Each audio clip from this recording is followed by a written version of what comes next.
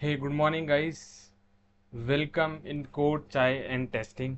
आज हम लेक्चर 2 अपनी जावा सीरीज़ का बनाने जा रहे हैं। मैं बहुत बेसिक से लेके चल रहा हूँ पर पढ़ाऊँगा भी वही जो आपका आगे ऑटोमेशन में काम आएगा।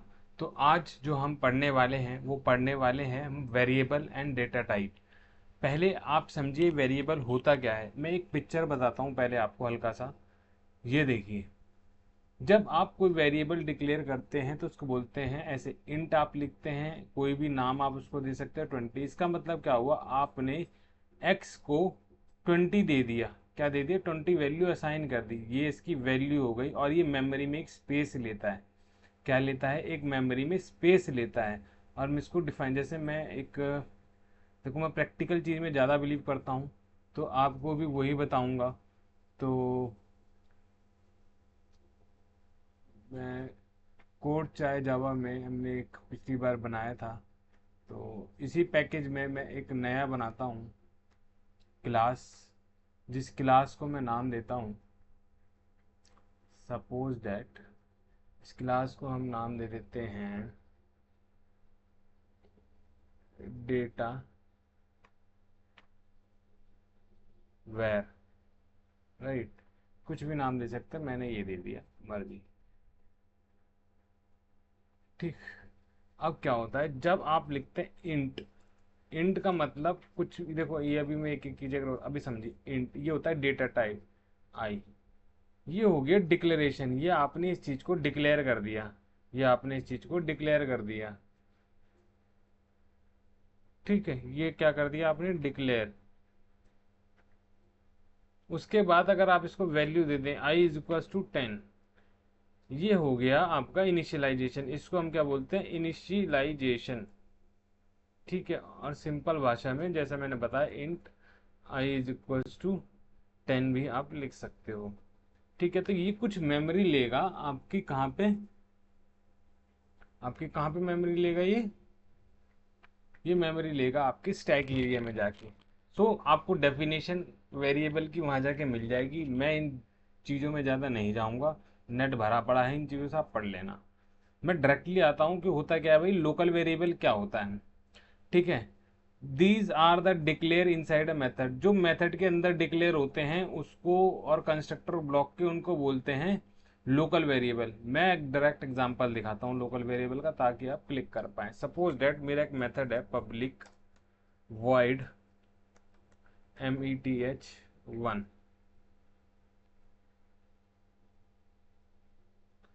ठीक। अब ये सपोज दैट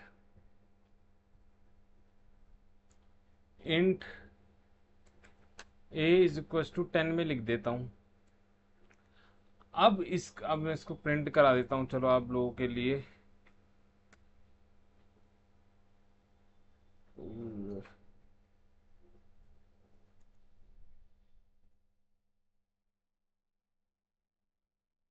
वैल्यू इज, थोड़ी बहुत स्पेलिंग यार इधर उधर होगी वो देख लेना क्योंकि टाइप करते वक्त में ज़्यादा। ठीक है, वैल्यू इज ए। ठीक है, अब इसको कॉल कराने के लिए, अगर मुझे इसको कॉल कराना है तो पहले आपको मैंने बताया था कि बिना मेन मेथड के कुछ चीज़ रन नहीं होगी। ध्यान रखना, मेन मेथड ज़रूरी है आपको कोई भी चीज़ रन कराने के लिए।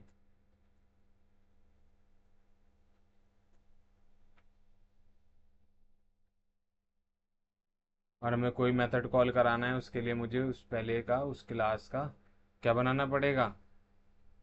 याद करो, हमें बनाना पड़ेगा उसका एक रेफरेंस वेरिएबल, उसका एक ऑब्जेक्ट। ठीक है, इसको मैं नाम दे देता हूँ, मान लो dr। इस तरीके से आप उसका रेफरेंस वेरिएबल, और कॉल करने के लिए आप रेफरेंस वेरिएबल डॉट मेथड का नाम meth1। ठीक है, अब मैं इसको चलाता हूँ।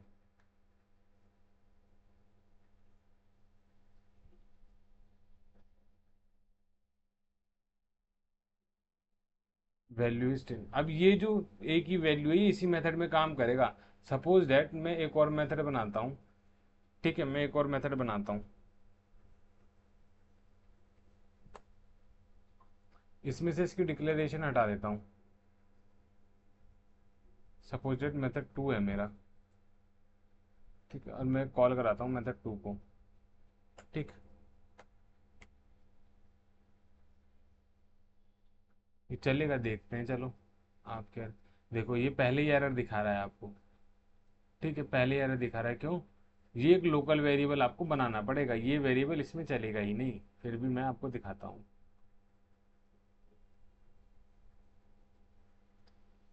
देखो एरर बोल रहा है ना, एरर है हमारा।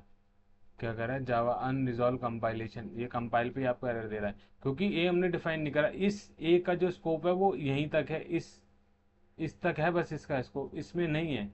अगर मुझे इसमें चलाना है तो मुझे इसको डिक्लेयर करना पड़ेगा इसके अंदर। अब मैं इसके अंदर अगर इसको डिक्लेयर कर दूं, कुछ और वेरिएबल ले लेते हैं, इंट बी ले लेते हैं और इसकी वैल्यू 20 दे देते हैं, और यहाँ पे मैं बी चला दूँ, अब ये चल जाएगा। देखिए कंपाइलेशन एरर हट गया आपका, अब यहाँ से अब कोई एरर नहीं आएगा, मस्त प्रिंट होगा एकदम। चला के देख लो चाहे आप, ये हो गया ना मस्त प्रिंट एकदम। अब लोकल वेरिएबल आपको समझ में आ गया। अब हम चलता हूँ ग्लोबल वेरिएबल की तरफ। अब ये जो था इसे थोड़ा सा होच पोच हो गया, मैं थोड़ा सा क्लियर करता हूँ आपको चीज़ें, तो थोड़ा बढ़िया से समझ में आएगा। अब ये तो हमने इन वेरिएबल, अगर पर मुझे कोई ऐसा वेरिएबल हो जो मुझे ग्लोबल पे डिक्लेयर करना और उसको इंस्टांस वेरिएबल बोलते हैं। अगर आप क्लास के अंदर डिक्लेयर करेंगे और किसी मेथड से बाहर, तो उसको बोलते हैं ग्लोबल वेरिएबल। सपोज मैं लिख देता हूँ यहाँ पे इंट ए इज इक्वल्स, मैं लिख लेता हूँ int D is equals to, मान लो मैं कर देता हूँ 40। पहले आप देख रहे थे मैं इस मेथड में ये नहीं यूज कर पा रहा था कोई, पर इसको ग्लोबल वैल्यू को आप कहीं भी यूज कर लो, कहीं भी आप यूज कर लो। मैं दिखाता हूँ, अब मैं इस मेथड में भी यूज कर सकता हूँ।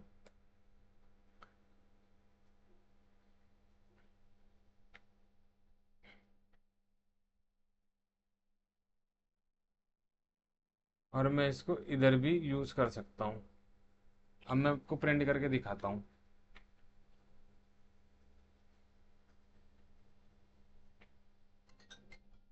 देखिए हमारी वैल्यू 10, ये प्रिंट हुआ, ए की वैल्यू 10 थी, फिर डी प्रिंट हुआ, डी की वैल्यू 40 थी, फिर ऐसी बी की वैल्यू प्रिंट हुई 20, फिर हमारी डी की वैल्यू प्रिंट हुई 40।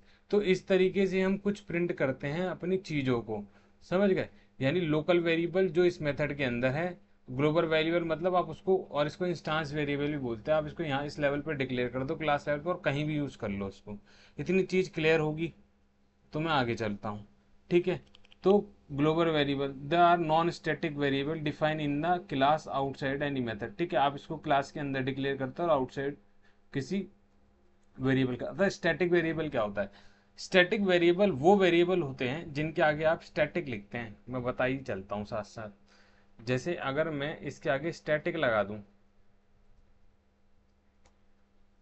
मैंने इसके आगे स्टैटिक लगा दिया, ठीक है। अब जब स्टैटिक लगा दिया और इसको चलो चला के देखते हैं। अब स्टैटिक जो है, मैं क्या करूं, काम करता हूं, पहले मैं आपको ऐसे दिखाता हूं। सपोज डेट मैं एक स्टैटिक मेथड बना लेता हूं, मैं एक कोई स्टैटिक मेथड बना लेता हूं।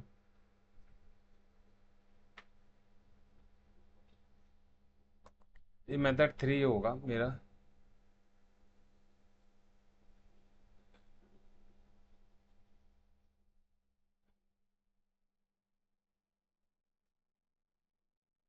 सपोज डेट ये आपका स्टैटिक मेथड है। अब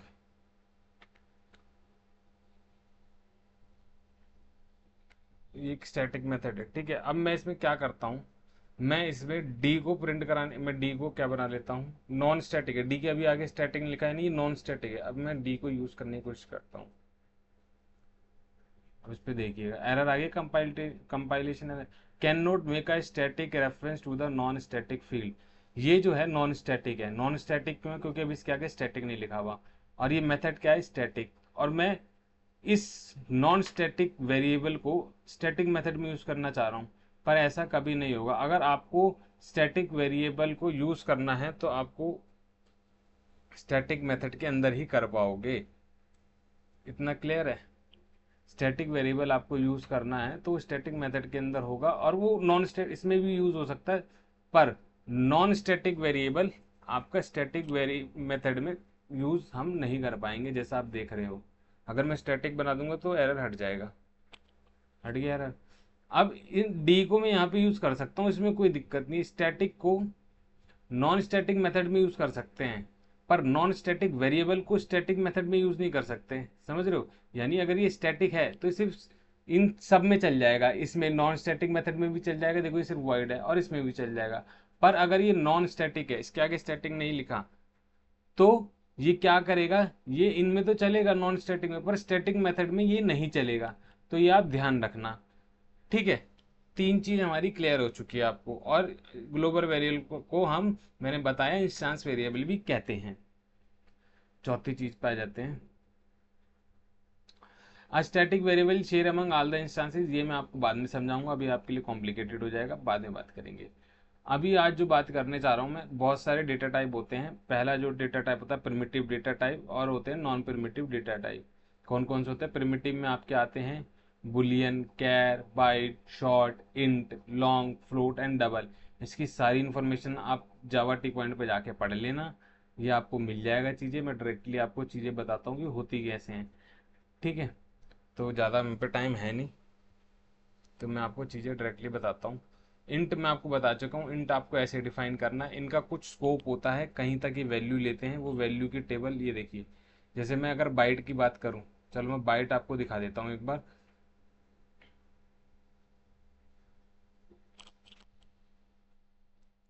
bite z is equal to, मान लो मैंने 119 ले लिया, 119 ले लिया, ठीक है। बाइट डिफाइन हो गया, कोई दिक्कत नहीं है। पर z का बाइट वैल्यू का स्कोप कहाँ तक होता है? -128 से 127 तक। चलो अब मैं इसको 130 कर देता हूँ।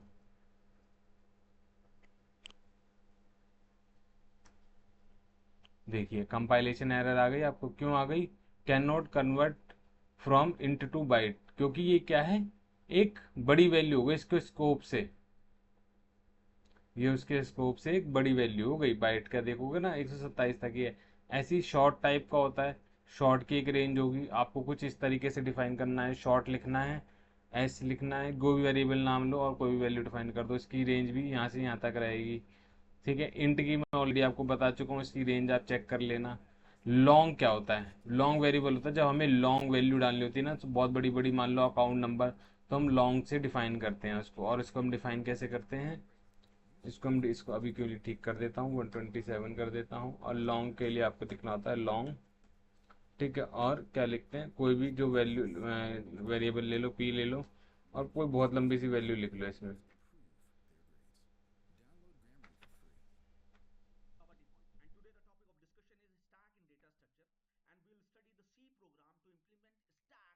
ठीक है, एरर देख लेते हैं क्या एरर है। ये आउट ऑफ द रेंज हो गया, जैसे मैंने बताया, इसको हमें कम करना पड़ेगा। देखिए अब ये रेंज में आ गया। तो लॉन्ग आप डिफाइन कर सकते हैं, ठीक है। ऐसे बहुत सारे बुलियन होते, ठीक है। कैरेक्टर होते हैं। कैर का मतलब क्या होता है? कैर मतलब यूनिकोड होते हैं, जैसे ए, ये सब जो प्रिंट कराते हैं ना हम। अगर मुझे कैर यहाँ पे डिफाइन करना हो तो मैं लिख दूंगा कैर, ठीक है। कैर आपको जो भी लिखना हो यहाँ पे, जैसा कि मैंने एग्जांपल में यहाँ पे दिखा रहा हूँ, letter A is equals to A, ऐसे भी आप लिख सकते हो इसमें, ठीक है। आप डिफाइन कर लेना। मैं यहाँ पे अभी लिख देता हूँ H is equals to character A, ठीक है। आप इन चीज़ों को प्रिंट करा लेना। यहाँ पे बस जेड पी और बी लिख देना। अभी के लिए मैं दिखाता हूँ, जेड लिख देता हूँ, पी लिख देता हूँ, और इसको प्रिंट करा के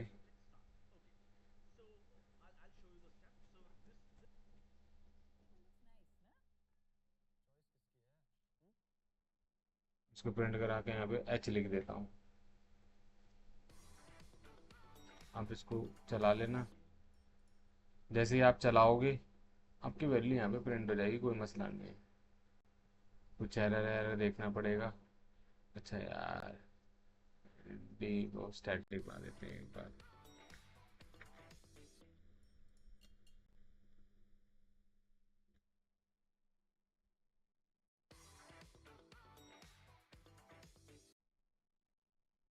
ये देखिए आपकी 127 जेड की प्रिंट हुई, फिर पी की वैल्यू प्रिंट हो गई, और फिर आपका करेक्टर ए हो गया। ठीक है, ये आपको इतना समझ में आया होगा, आई थिंक सो। ठीक है, ट्रैक्टर आप यहाँ से देख लेना कितनी वैल्यू होती है, ए वे टाइप की लेटर प्रिंट कराते हैं। ऐसे ही हमारे कुछ मेन जो होते हैं हम यूज़ करेंगे, बुलियन यूज़ करेंगे। बुलियन का मतलब क्या होता है? बुलियन मतलब क्या होता है आपका? बुलियन, आई ले लेता हूँ। या तो ट्रू होती है इसकी वैल्यू, या फॉल्स होगी, या तो ट्रू होगी या तो फॉल्स होगी। आप कुछ भी, ट्रू मतलब सही, फॉल्स मतलब गलत। ठीक है, अगर मैं बुलियन लिख दूँ मतलब 7 बड़ा है 6 से, तो ये क्या हुआ? 7 6 से कभी बड़ा होता है? नहीं होता। अब मैं बुलियन की वैल्यू अगर मैं यहाँ प्रिंट कराऊँ, आई प्रिंट कराऊँ अगर इधर, आपके 7 6 से बड़ा ही नहीं, गलत है, फॉल्स आना चाहिए। चलो देख लेते हैं।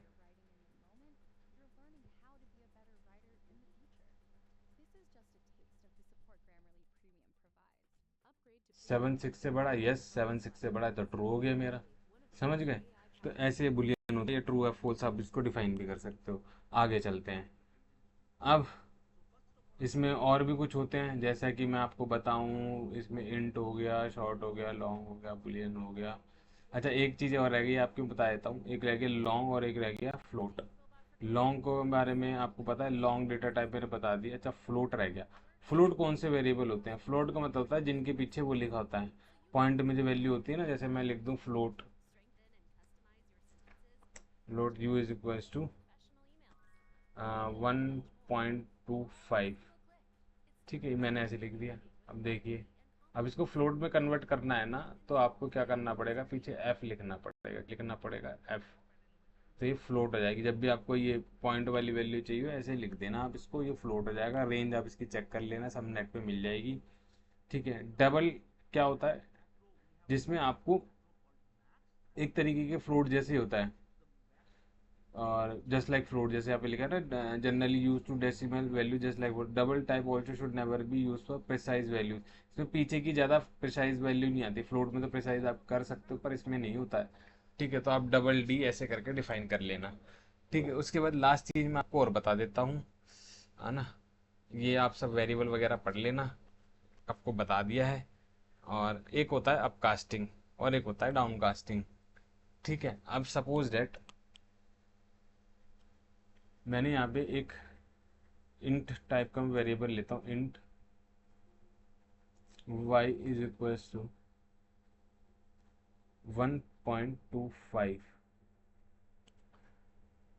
ठीक है, अब क्योंकि मैं इंट और वैल्यू दे रहा हूँ फ्लोट, तो इसका करूँ कैसे?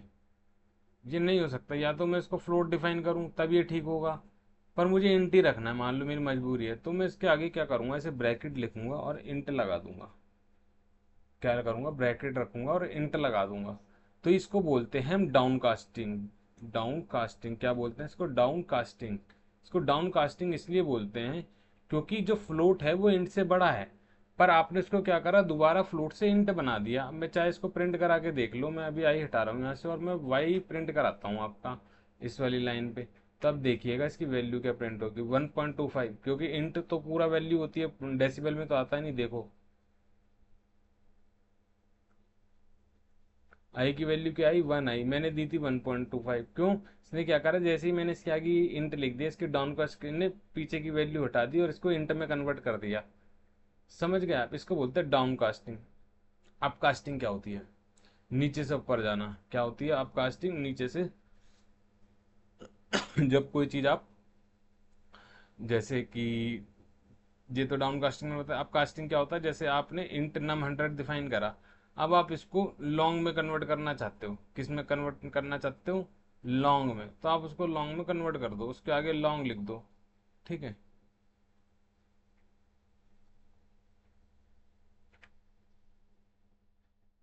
जैसे मैं दोबारा ले लेता हूँ, int R is equals to 100। अब मुझे इसको लॉन्ग में कन्वर्ट करना है, इंट से बड़ा है लॉन्ग, मैंने लॉन्ग कर दिया इसको।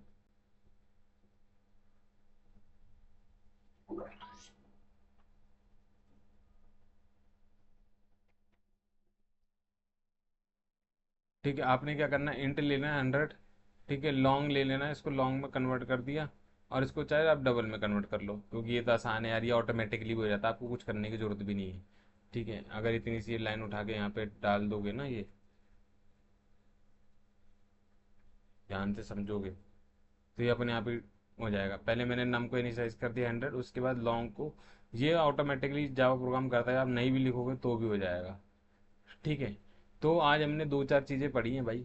पहली हमने पढ़ी है global variable, local variable. Local variable जो मेथड के अंदर होते हैं, ग्लोबल वेरिएबल जो क्लास पे होते हैं पर कहीं से भी एक्सेस कर सकते हैं। स्टैटिक वेरिएबल कौन से होते हैं, जिनके आगे स्टैटिक लिखा होता है, ये सारे मेथड में चल जाते हैं, चाहे आप नॉन स्टैटिक हो पर स्टैटिक और स्टैटिक हो। पर अगर स्टैटिक मेथड आपने बनाया तो उसमें सिर्फ स्टैटिक वेरिएबल आपको चलाने पड़ेंगे। डेटा टाइप दो तरीके के होते हैं, प्रिमिटिव और नॉन प्रिमिटिव। प्रिमिटिव मैंने आपको बता दिया, इंट, कैर, फ्लोट, डबल, बुलियन सब बता दिया है, इनको थोड़ा सा पढ़ लेना। इंट में जो वैल्यू होती है ये character A B C D, float जो हमारी सिंगल वैल्यू होती है। ठीक है, ये मैं अभी आपको बताऊंगा एरे वगैरह आने वाली आपके वीडियोज़ में। ठीक है, वाइडनिंग अपकास्टिंग जो हमने जैसे इंड को लॉन्ग में करा था, ये अपने आप भी हो जाती है, हमें ज़्यादा डाउन कास्टिंग करनी होती है, जैसे हमने फ्लोट को हमने इंट में करा था, वो मैंने आपको दोनों तीनों चीज़ें बता दी हैं। स्टिल आपको कोई डाउट हो मुझे कमेंट कर देना, और मैं बता दूंगा आपको, समझा दूंगा, कोई दिक्कत नहीं है इसमें। ठीक है, तो आज के लिए बस इतना ही, धन्यवाद। ध्यान देना वीडियो पे, पढ़ना ध्यान से, कोई दिक्कत हो तो कमेंट करो, हम करेंगे आपकी हेल्प। धन्यवाद भाई।